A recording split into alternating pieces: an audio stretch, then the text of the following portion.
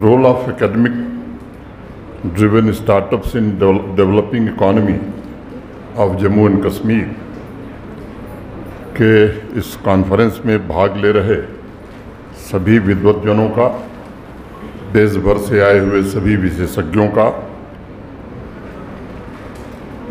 और सभी महानुभावों का मैं जम्मू कश्मीर में स्वागत करता हूं, अभिनंदन करता हूं। एक मंच पर कॉन्फ्रेंस के माध्यम से देश के बड़े विद्वान, इंटेलेक्चुअल्स, एंटरप्रेन्योर्स का जुड़ना दरअसल वर्तमान में दुनिया में हो रहे परिवर्तन की एक झलक प्रदान करता है। इस कॉन्फ्रेंस का उद्देश्य मुझे लगता है कि एक ऐसा वातावरण बनाना है जो सोशियो इकोनॉमिक ट्रांसफॉर्मेशन और इकोनॉमिक ग्रोथ के लिए हायर एजुकेशन कैंपस में इनोवेशन और उद्यमिता की भावना को प्रोत्साहित करना है। इसलिए मैं मानता हूं कि यह आयोजन स्टूडेंट्स, भावी इनोवेटर्स तथा एंटरप्रेन्योर्स के लिए एक झरोखे जैसा है, जहां से आपको कुछ नए इंसाइट्स, आइडियाज़ दिखाई पड़ सकते हैं और एकेडमिया, इंडस्ट्री तथा पॉलिसी मेकर्स की साझेदारी से स्टार्टअप कल्चर के विकास और जम्मू कश्मीर की इकॉनमी को एक बेहतर भविष्य के लिए गढ़ने का अवसर भी मिल सकता है। मुझे लगता है कि जम्मू कश्मीर की इकॉनमी को बढ़ाने में हमारे एकेडमिया के लोग काफ़ी सहायता कर रहे हैं। अभी अनेक एक्सपर्ट्स आपके सामने विचार रखेंगे, कुछ ने अभी मेरे पूर्व अपनी बात कही है। शिक्षण संस्थानों द्वारा संचालित स्टार्टअप्स और अर्थव्यवस्था में उनके माध्यम से निभाई जाने वाली महत्वपूर्ण भूमिका पर अभी आगे और भी विचार आप सुनेंगे। उनके आइडियाज़ और स्टार्टअप्स को लेकर उनके इंसाइट्स कैंपस के भीतर इनोवेशन का रचनात्मक आंदोलन शुरू करने तथा सामाजिक आर्थिक विकास की दृष्टि से एजुकेशन को कैसे मोल्ड किया जाए, ये उपयोगी होगा, सार्थक होगा। मैं बात शुरू करूं उसके पहले थोड़ा इतिहास की ओर मैं आपको ले जाना चाहता हूं।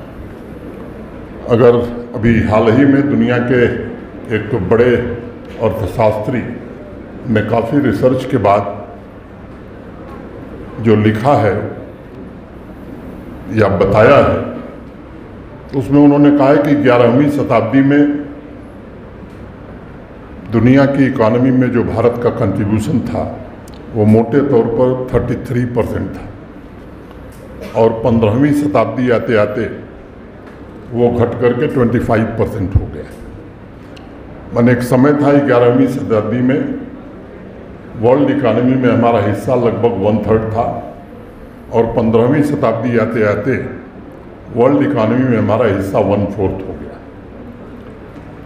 15वीं शताब्दी के बाद का जो कालखंड है वो आक्रांताओं और आक्रमण का कालखंड है। हमारे देश के महान स्वतंत्रता सेनानियों ने, हमारे आपके पूर्वजों ने संघर्ष करके लंबे कालखंड की गुलामी से देश को 15 अगस्त 1947 को आज़ादी दिलाई। 1950 में जब अनुमान किया गया तो उस समय भारत का योगदान वर्ल्ड इकॉनमी में महज 4% रह गया, 4%। ये विचारणीय बिंदु है कि आखिर हमारी ऐसी स्थिति क्यों थी कि हम दुनिया की वर्ल्ड इकॉनमी में 1/3 या 1/4 कंट्रीब्यूट करते थे। तो मुझे लगता है कि उत्तर बड़ा स्पष्ट है। हमारे एजुकेशनल इंस्टीट्यूशंस उस समय दुनिया के बेहतरीन एजुकेशनल इंस्टीट्यूशंस जहाँ इनोवेशन होते थे, इन्वेंशन होते थे, वो हमारे देश में थे। मैं उन कारणों में नहीं जाना चाहता हूँ, समय भी नहीं है कि मैं। अब फिर भारत ने राह अपनी बदली है, पकड़ी है और अभी 2023 में इंटरनेशनल मॉनेटरी फंड, अंतर्राष्ट्रीय मुद्रा कोष के सर्वेक्षण के बाद ये बात आई है कि आज वर्ल्ड इकॉनमी में हमारा कंट्रीब्यूशन 15% हो गया है। मैंने वो यात्रा हमारी शुरू हुई। लेकिन ये हमारा गंतव्य नहीं है, लक्ष्य नहीं है। हमें उस पुराने गौरव को हासिल करना है। और वो कैसे कर सकते हैं? एनईपी उसका एक रास्ता देती है। एनईपी में बहुत सारी बातें कही गई हैं, उस पर डिबेट नहीं है, लेकिन उसको रियल सेंस में ज़मीन पर उतारना, ये जिन लोगों के कंधों पर जिम्मेदारी है, मैं उनसे आग्रह करना चाहता हूं कि ये अगर आप इसको ज़मीन पर उतारने में सफल हो गए तो निश्चित रूप से मुझे लगता है कि यहाँ से देश और आगे बढ़ सकता है। अभी मेरे पूर्व के वक्ता शिक्षा के बारे में बता रहे थे। निजी तौर पर दुनिया में अनेक विद्वानों ने शिक्षा की अनेक परिभाषा बताई। मेरी अपनी एक खुद की परिभाषा है कि ये जीवन की एक यात्रा है, it's a journey of life. और उससे भी बेहतर अगर मैं कहूँ तो it's a journey of inner self. आप किसी विश्वविद्यालय या शैक्षणिक संस्थान में जाते हैं, आपने अपनी अंतर्ध्वनि पहचान ली, आपके अध्यापक ने आपकी अंतर्ध्वनि की पहचान करा दी, तो समझिए आप डिग्री लेना और शिक्षित होना, ये दो अलग अलग चीज़ें हैं। इस बात को हमें बराबर ध्यान में रखना चाहिए। मुझे लगता है कि स्टार्टअप्स को यूनिवर्सिटी तथा इंडस्ट्री के बीच जो एक बड़ी खाई पैदा हो गई थी, मुझे लगता है कि ये उसको पाटने में एक पावरफुल इंस्ट्रूमेंट साबित हो सकता है। और मैं मानता हूँ कि कई दशक तक यूनिवर्सिटीज़ और या एकेडमिक इंस्टीट्यूशंस और इंडस्ट्री के बीच जो तारतम्य टूटा था, वो शायद हम बदल पाएंगे। जो ह्यूमन कैपिटल हम तैयार कर रहे थे और जो इंडस्ट्री की डिमांड थी, उनके बीच जो गैप था वो निरंतर बढ़ता जा रहा था। पिछले एक दशक में भारत के आदरणीय प्रधानमंत्री श्रीमान नरेंद्र मोदी जी के मार्गदर्शन में स्टार्टअप्स उन गैप्स को कम कर रहे हैं। और दो बड़े उद्देश्य, एम्प्लॉयमेंट जनरेशन और प्रॉफिट जनरेशन, को भी मैं समझता हूं कि सुनियोजित तरीके से पूरा कर रहे हैं। जो भारत सरकार ने विभिन्न कार्यक्रम शुरू किए हैं, चाहे वो मेक इन इंडिया हो, आत्मनिर्भर भारत हो, स्टार्टअप इंडिया हो, प्रमोशन ऑफ यूनिकॉर्न हो, विकसित भारत हो, या एनईपी 2020 हो, ये जो प्रोग्राम्स हैं ये निश्चित रूप से यूनिवर्सिटी और एजुकेशनल इंस्टीट्यूशंस और इंडस्ट्री के बीच केवल गैप नहीं कम करेंगे, बल्कि कोऑपरेशन और कोलैबोरेशन को भी बढ़ाएंगे। स्टार्टअप्स को व्यक्तिगत रूप से मैं यूनिवर्सिटीज़ या एनआईटी या इस तरह के इंस्टीट्यूशंस में वाइब्रेंट एंटरप्रेन्योर्स इकोसिस्टम विकसित करने के महत्वपूर्ण माध्यम के रूप में मैं देखता हूं। और मेरा ऐसा मानना है कि प्रैक्टिकल एंटरप्रेन्योरशिप ट्रेनिंग हजारों करिकुलम से बेहतर कैपेबिलिटी प्रदान कर सकता है। अगर इस कोलैबोरेशन को संबंधों के नए आयाम प्रदान करने हैं, तब तीन ऐसे महत्वपूर्ण लक्ष्य जिस पर यूनिवर्सिटी और एकेडमिक इंस्टीट्यूशंस तथा इंडस्ट्री को मिलकर के काम करने की ज़रूरत है। पहला, स्टूडेंट्स को टेक्नोलॉजी डेवलपमेंट के लिए प्रोत्साहित करना और फिर उसके कॉमर्शियल इस्तेमाल के लिए उस टेक्नोलॉजी का उपयोग या ट्रांसफ़र करना। दूसरा लक्ष्य मैं समझता हूँ जो होना चाहिए कि इंडस्ट्री में निरंतर हो रहे बदलाव के मुताबिक एक्सपर्ट्स का टैलेंट पूल तैयार करना। और तीसरा, रिसर्च और डेवलपमेंट पर विशेष रूप से फोकस करना, क्वालिटी रिसर्च पर। और मैं मानता हूं कि इन तीनों लक्ष्यों की पूर्ति द्वारा स्टार्टअप सही मायने में सामाजिक और आर्थिक रूपांतरण का नेतृत्व कर सकेंगे। एक अमेरिकन एंटरप्रेन्योर का बड़ा प्रसिद्ध स्टेटमेंट है, cultivate madness and magic is around the corner. Madness से उनका तात्पर्य है कि उद्यमिता की भावना रखने वाले स्टूडेंट्स ने अगर एक्शन ओरिएंटेड लक्ष्य तय किए हैं तो सफलता निश्चित है। मुझे स्मरण है पिछले वर्ष भारत की अध्यक्षता में G20 सम्मेलन में जो घोषणा हुई थी उसमें भारत ने जो बात कही थी कि भावी इंटरप्रेन्योर्स को हाई क्वालिटी टेक्निकल तथा वोकेशनल एजुकेशन एवं ट्रेनिंग का एक्सेस सुनिश्चित करना एकेडमिया तथा पॉलिसी मेकर्स की महत्वपूर्ण जिम्मेदारी होगी। टेक्नोलॉजी के माध्यम से आधुनिक समय की ज़रूरतों के मुताबिक ह्यूमन वर्कफोर्स तैयार करने की एकमात्र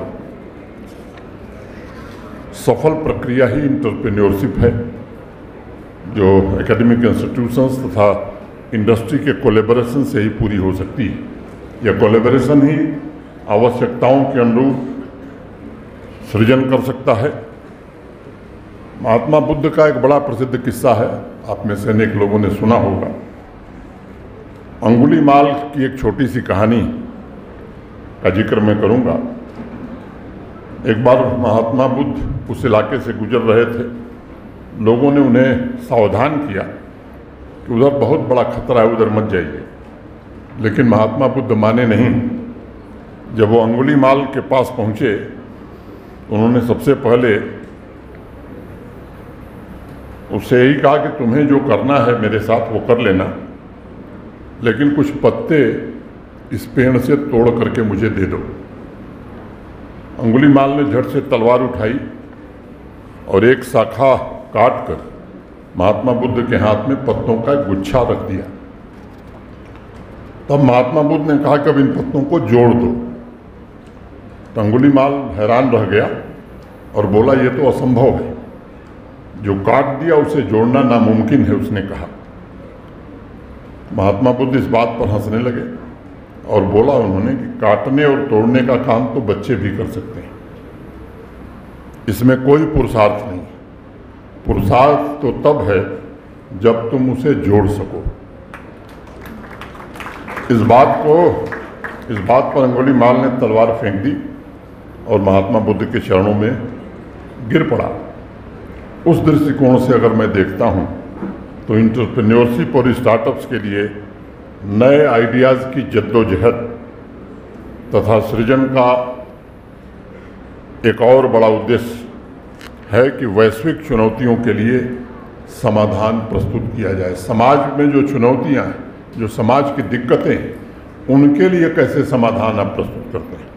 एक अन्य महत्वपूर्ण बिंदु पर भी मैं थोड़ा ध्यान चाहूँगा आपको। पिछले 4 वर्षों में जम्मू कश्मीर प्रशासन ने कोशिश की है स्थानीय चुनौतियों का समाधान शिक्षण संस्थाओं के द्वारा निकले, वो NIT श्रीनगर हो, IIT जम्मू हो या यहाँ की यूनिवर्सिटीज़ हों। और मुझे खुशी है कि अनेक शिक्षण संस्थाओं ने इसमें काफ़ी सराहनीय काम किया है।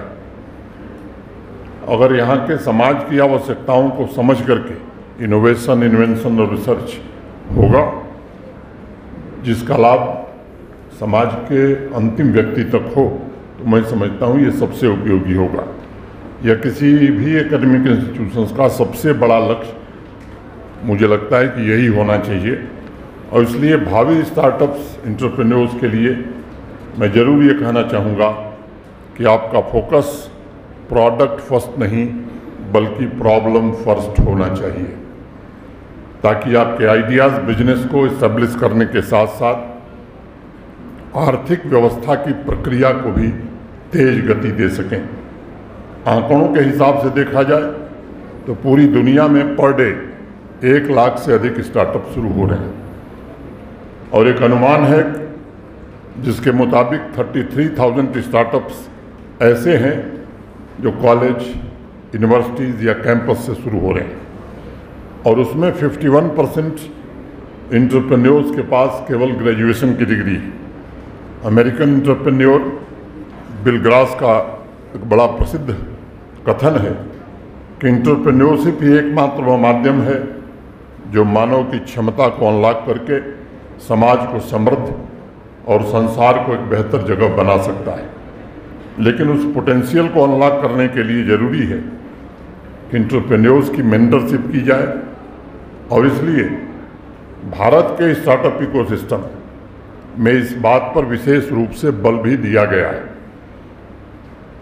हमारा देश तीसरा बड़ा स्टार्टअप इकोसिस्टम है और वैल्यूएशन के हिसाब से बड़े स्टार्टअप्स रजिस्ट्रेशन और रिकग्निशन में आज हम दुनिया में नंबर 1 बन गए। भारत यंगेस्ट स्टार्टअप नेशन के रूप में आज जाना जा रहा है और लगभग 45% स्टार्टअप्स फाउंडर यूनिवर्सिटी कैंपस से ही अपनी आइडियाज़ को इंक्यूबेट किए हैं। यंग एंटरप्रेन्योर काउंसिल का कहना है कि सफल स्टार्टअप के लिए सिर्फ आइडिया काफ़ी नहीं है, बल्कि सफलता के लिए एकेडमिक कोलैबोरेशन, इंडस्ट्री कोलैबोरेशन और मेंटरशिप, ये तीनों आवश्यक है। काउंसिल का भी यही मानना है कि यूनिवर्सिटी या कैंपस स्टार्टअप्स के लिए सबसे बेहतरीन वातावरण एनवायरनमेंट प्रदान करते हैं, क्योंकि कैंपस ही वो जगह है जहां विश्वास नहीं बल्कि संदेह पैदा होता है। और जब संदेह पैदा होता है तब पढ़ाई किताबों तक सीमित नहीं रहती है, बल्कि स्टूडेंट्स इंगेज होते हैं और अननोन को एक्सप्लोर करने की जो उनकी साधना है वो इनोवेशन के लिए प्रेरित करती है। जम्मू कश्मीर के परिप्रेक्ष्य में मैं ये कहूँगा कि ये प्रयास प्रारंभ हुआ है। यूनिवर्सिटी और इंडस्ट्री के बीच गैप कैसे कम हो, स्टार्टअप्स सकारात्मक परिवर्तन का नेतृत्व कैसे करें, एम्प्लॉयमेंट जनरेशन और टेक्नोलॉजी डेवलपमेंट के साथ साथ जम्मू कश्मीर के इकोनॉमिक ग्रोथ को कैसे ड्राइव करें, पिछले कुछ वर्षों में ये प्रयत्न हुआ है। सही मायने में देखा जाए तो जम्मू कश्मीर में इंडस्ट्रियलाइजेशन को एक बड़ा बूस्ट मिला। जो हमारी नई इंडस्ट्रियल स्कीम है माननीय प्रधानमंत्री जी के नेतृत्व में जो बनी 2021 में, जिसके बारे में केवल एक वाक्य में कहूँगा कि आज देश के किसी राज्य से बेहतर इंसेंटिव जम्मू कश्मीर दे रहा है और इसलिए 1,10,000 करोड़ से ज़्यादा के प्रपोजल आप जम्मू कश्मीर के पास हैं। काफ़ी कुछ ज़मीन पर उतर गया है, ज़मीन की थोड़ी दिक्कत है, उसे भी हम दूर करने की कोशिश कर रहे हैं। मैं उम्मीद करता हूँ कि ये पूरी तरह ज़मीन पर उतरे, ये काम हम जरूर करेंगे। जम्मू कश्मीर में 65% युवा आबादी को इंजीनियरिंग, नॉन इंजीनियरिंग तथा एग्रो बेस्ड इंडस्ट्री की स्किल ट्रेनिंग मिले। माइक्रो स्टार्टअप के लिए उन्हें प्रेरित किया जाए, ये एक चुनौती है। इसमें NIT का, यूनिवर्सिटीज़ का बड़ा योगदान होगा, इंडस्ट्री का भी बड़ा योगदान होगा। और मुझे आपको बताते हुए खुशी है कि साल फरवरी में जम्मू कश्मीर ने अपनी नई स्टार्टअप पॉलिसी घोषित की और उसके बाद से अल्प समय में 753 स्टार्टअप्स हमारे रजिस्टर हुए हैं।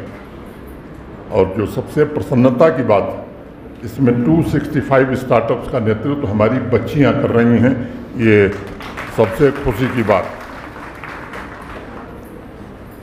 इस बदलते हुए वातावरण द्वारा यूनिवर्सिटी स्टूडेंट्स में इनोवेशन क्लस्टर स्थापित करने और स्थानीय चुनौतियों के समाधान के लिए रिसर्च की प्रेरणा जागृत हो रही है। प्रॉब्लम फर्स्ट की महत्ता कैंपस में स्थापित हो रही है। जम्मू कश्मीर प्रशासन ने एक और निर्णय लिया कि स्टार्टअप्स के लिए 5 महत्वपूर्ण एलिमेंट्स हैं: idea, professional team, business model, finance तथा मेंटरशिप। इन 5 आवश्यकताओं की पूर्ति के लिए कैंपस में ही आवश्यक सुविधाएं जुटाई जाएं। पिछले वर्ष जम्मू यूनिवर्सिटी ने युवा यात्रा की शुरुआत की थी और उन्होंने एक लक्ष्य रखा था कि आने वाले 5 वर्षों में जम्मू यूनिवर्सिटी 500 स्टार्टअप शुरू करेगी। और ये स्टार्टअप सिर्फ शहरों तक सीमित नहीं होंगे, बल्कि ग्रामीण इलाकों में भी फैले होंगे। वहाँ की अर्थव्यवस्था में इनका योगदान प्रमुख हो, इसकी कोशिश की जाएगी। मुझे स्मरण है, हार्वर्ड बिजनेस स्कूल के प्रोफेसर विलियम सैलमन एक बात कहते थे कि स्टार्टअप्स की सफलता कोई फार्मूला नहीं है, उसकी सफलता में सबसे बड़ा जो हाथ है वो अवसर का होता है। मैं समझता हूँ कि आज ग्रामीण जम्मू कश्मीर में ये अवसर उपलब्ध है और ये स्टार्टअप्स का मजबूत आधार तय करेगा। पिछले दिनों होलिस्टिक एग्रीकल्चर डेवलपमेंट प्लान एक पूरे जम्मू कश्मीर के लिए देश के जाने माने कृषि विशेषज्ञों की सहायता से तैयार किया गया था, जिसमें 29 प्रोजेक्ट्स ली गई हैं। 13 लाख किसान परिवारों का जीवन कैसे बदले, और विशेष रूप से 2.65 लाख जो हमारे मार्जिनल फार्मर्स हैं, उनके जीवन को कैसे ट्रांसफॉर्म किया जाए, ये उसका उद्देश्य है। और 20,000 नए बिजनेस इंटरप्राइज उससे स्थापित होंगे। अभी 10 दिन पहले मैं अनंतनाग गया था, ये धान की रोपाई, पैडी का कल्टीवेशन शुरू करा, और मुझे बताते हुए प्रसन्नता है कि अनंतनाग का एक यूथ, नौजवान, यंग बच्चा जो इलेक्ट्रॉनिक्स इंजीनियरिंग की डिग्री प्राप्त करके एक मल्टीनेशनल कंपनी में काम करता था, नौकरी छोड़ करके आज वो होलिस्टिक एग्रीकल्चरल डेवलपमेंट प्लान के साथ जुड़ा है और उसकी 3 स्कीम्स के साथ काम कर रहा है और 17 लोगों को उसने रोजगार दिया है। एक मुझे वहाँ बच्ची मिली थी उसी कार्यक्रम में, कश्मीर यूनिवर्सिटी से उसने MBA मैनेजमेंट किया था और उसने भी अपनी नौकरी छोड़ करके HADP की स्कीम्स के साथ जुड़ करके काम प्रारंभ किया है। ऐसे हजारों बच्चों से मैं मिलता रहता हूँ। और एक और बात मैं कहना चाहूँगा, टेक्नोलॉजी तथा नॉन टेक्नोलॉजी दोनों सेक्टर्स में यंग एंटरप्रेन्योर्स के लिए अपॉर्चुनिटी तथा सपोर्ट सिस्टम के समन्वय से ऐसा इकोसिस्टम विकसित करने का हम प्रयास कर रहे हैं जहां बेहतर आइडियाज़, उनके एग्जीक्यूशन के लिए प्रोएक्टिव तरीके से होल ऑफ गवर्नमेंट अप्रोच के साथ सभी डिपार्टमेंट काम करें। Tourism, health, logistics, handloom, handicraft, horticulture, agro based startups, IT enabled services में तमाम संभावनाएं मौजूद हैं और जम्मू कश्मीर को स्टार्टअप लीडर के रूप में उभरने में ये जरूर मदद करेंगे। एक और बात कह के मैं ख़त्म करूँगा।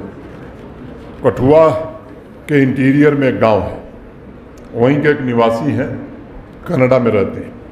कोविड के दौरान मेरी उनकी मुलाकात हुई, उनको दवा की ज़रूरत थी। बड़ी कंपनी है उनकी IT की, ऑफिस कनाडा में है, न्यूयॉर्क में है, लंदन में है।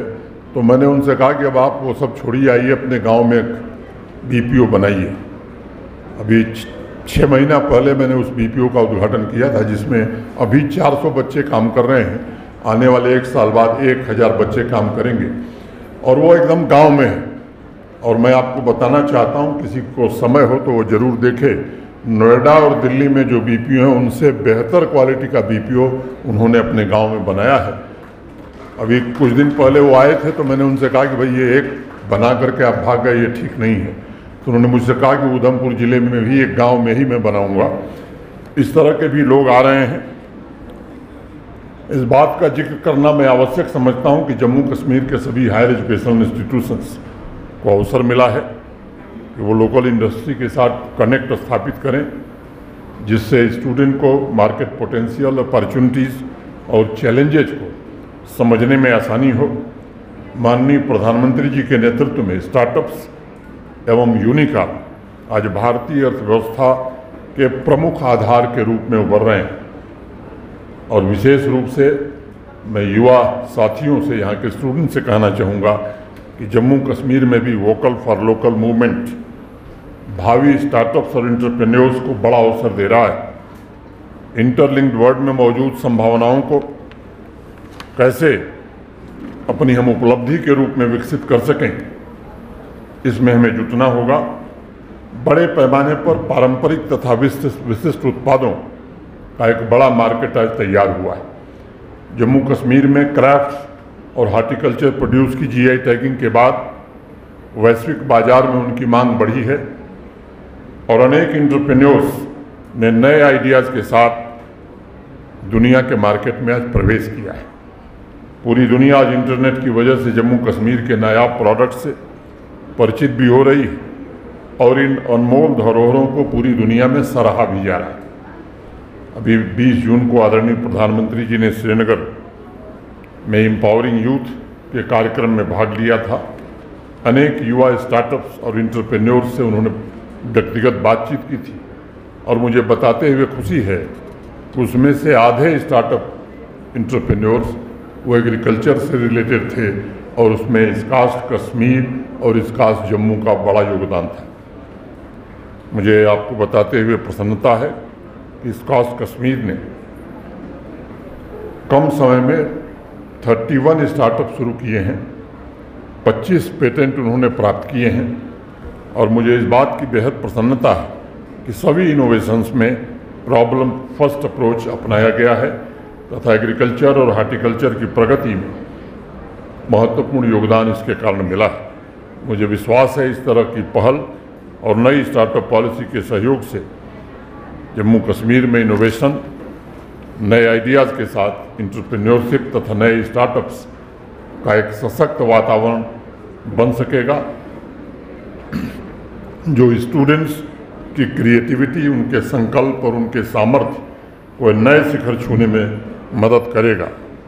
मैं हमेशा एक बात पर जोर देता हूं कि इनोवेशन और स्टार्टअप के लिए ज़रूरी है कि आप आसान प्रेडिक्शन की दुनिया से बाहर निकलिए। मार्केट की अनप्रेडिक्टेबिलिटी ही आपके इनोवेशन और स्टार्टअप आइडिया को यूनिक बना सकती है। मुझे उम्मीद है अमृतकाल की यात्रा में जम्मू कश्मीर के स्टार्टअप्स और यूनिकॉर्न का इकोसिस्टम विकसित भारत के निर्माण में भी महत्वपूर्ण भूमिका निभाएगा। इस नेशनल लेवल के प्रोग्राम के आयोजन के लिए मैं डॉक्टर ठाकुर, विजय Nadda ji, NIT Srinagar, central university Kashmir और इस आयोजन से जुड़े हुए सभी महानुभावों के प्रति हृदय से कृतज्ञता ज्ञापित करता हूं। मुझे विश्वास है कि 2 दिनों में जो अमृत निकलेगा वो यहाँ के युवाओं के सपनों को प्रज्वलित करेगा, जम्मू कश्मीर में भविष्य के स्टार्टअप इकोसिस्टम को एक नया आकार देगा। फिर से आप सबके प्रति कृतज्ञता ज्ञापित करते हुए, आभार व्यक्त करते हुए मैं अपनी बात पूरी करता हूँ। धन्यवाद। जय हिंद, जय भारत।